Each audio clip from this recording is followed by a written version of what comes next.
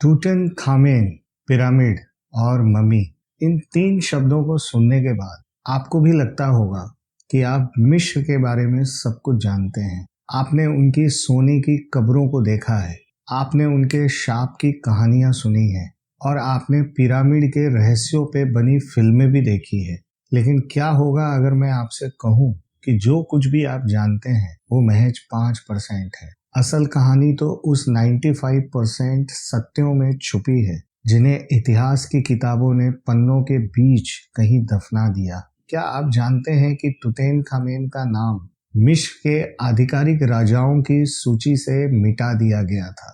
और क्या आपको पता है कि मौत के बाद तुतनखामेन के शरीर के साथ वो किया गया था जो मिस्र के इतिहास में किसी दुश्मन के साथ भी नहीं किया गया था? और सबसे बड़ा सवाल, जो राजा ठीक से चल भी नहीं सकता था, उसके पास दूसरे ग्रह का हथियार कहां से आया? आज तमस फाइल्स में हम उस 95% सच से पर्दा उठाएंगे जिसे सुन के आपका लॉजिक और विश्वास दोनों डगमगा जाएंगे। तैयार हो जाइए, क्योंकि हम राजाओं की घाटी की उस गहराई में जा रहे हैं जहां रोशनी भी जाने से डरती है।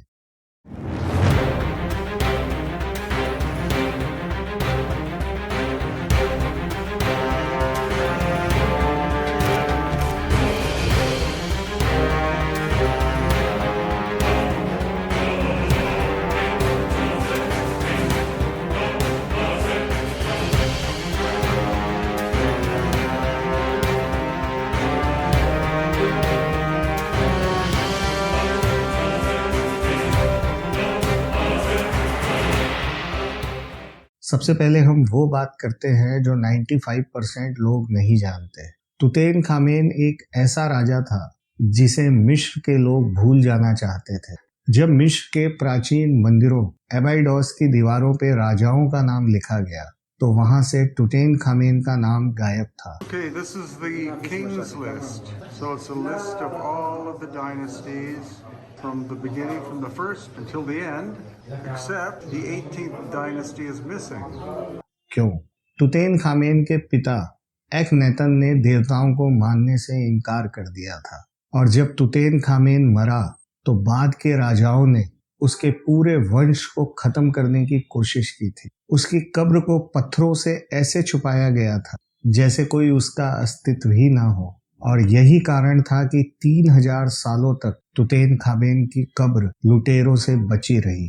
वो शाप की वजह से नहीं बची थी, बल्कि इसलिए बची थी क्योंकि लोग उसे भूल चुके थे कि वहां कोई राजा भी दफन है। हम उसे एक महान योद्धा के रूप में कल्पना करते हैं, लेकिन सच ये है कि तुतनखामेन एक जेनेटिक तबाही का शिकार था। 95% लोग नहीं जानते कि उसका शरीर बीमारियों का घर था। अब बात करते हैं हम डीएनए प्रूफ। 2010 में एक डीएनए टेस्ट हुआ था जिसमें पता लगा कि तुतनखामेन के माता पिता दोनों सगे भाई बहन थे, और इसी कारण उसे क्लब फुट था। उसका एक पैर अंदर की तरफ मुड़ा हुआ था, वो लंगड़ा के चलता था। उसकी कब्र से 130 वॉकिंग स्टिक्स मिली थी। जांच में पता चला कि वो एक सजावट के लिए नहीं रखी गई थी, बल्कि उन पर घिसने के निशान भी थे। यानी कि वो राजा जो दुनिया को जीतने का सपना देखता था, वो बिना सहारे के 2 कदम भी नहीं चल सकता था। उसे कोहलर डिजीज था जिससे उसकी हड्डियों के ऊतक मर रहे थे। अब बात उस रहस्य की जो विज्ञान को भी चौंका देता है। उसकी मम्मी के पास एक खंजर मिला था। उस दौर में इंसान तांबे और कांसे के युग में जी रहे थे। लोहा बनाना उनके लिए नामुमकिन था, लेकिन तुतनखामेन के पास जो खंजर मिला था वो एक बेहतरीन लोहे का था। 2016 में जब इस खंजर की जांच हुई, जांच में पता लगा कि इसमें भारी मात्रा में निकल और कोबाल्ट का मिश्रण है, और ये मिश्रण धरती के लोहे में नहीं मिलता। ये सिर्फ ऑक्टाहेड्राइट मीटेरॉइड्स में मिलता है। इसका साफ मतलब ये था कि ये खंजर अंतरिक्ष में पाए जाने वाले उल्का पिंडों से बना था। क्या प्राचीन मिस्रवासियों के पास ऐसी कोई तकनीक थी जिससे वो उल्का पिंडों को ट्रैक करते थे? उन्होंने इसे स्काई आयरन कहा। ये खंजर आज भी उतना ही चमकदार है जितना 3300 साल पहले था। मिस्र के धर्म में सबसे पवित्र अंग दिल होता था।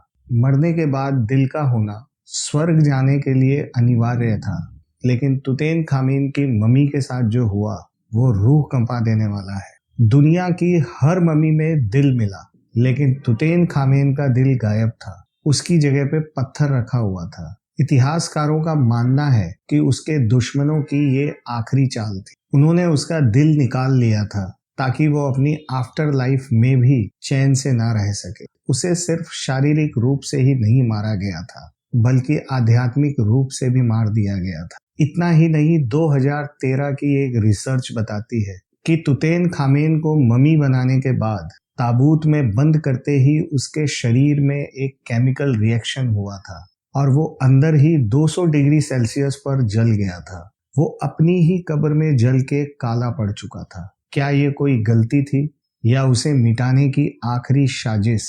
अब आते हैं उस बात पे जो सबसे ज्यादा चर्चित रही, उस श्राप की। कार्टर ही वो पहला आदमी था जिसने तुतैनखामेन की कब्र को देखा था और जो उसके 30 सहयोगी थे जो इस खुदाई के काम में जुटे थे।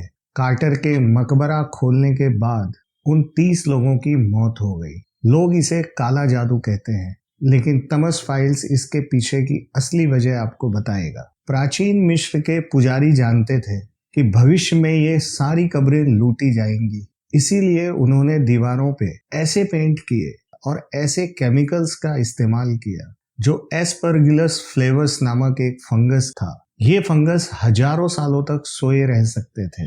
जो भी इस मकबरे में घुसा उसने उन जहरीले कणों को अपने सांस के द्वारा अंदर लिया। लॉर्ड कार्नावान की मौत से लेके अन्य मौतों तक अधिकतर लोग फेफड़ों की बीमारी से या अचानक ऑर्गन फेलियर से मरे।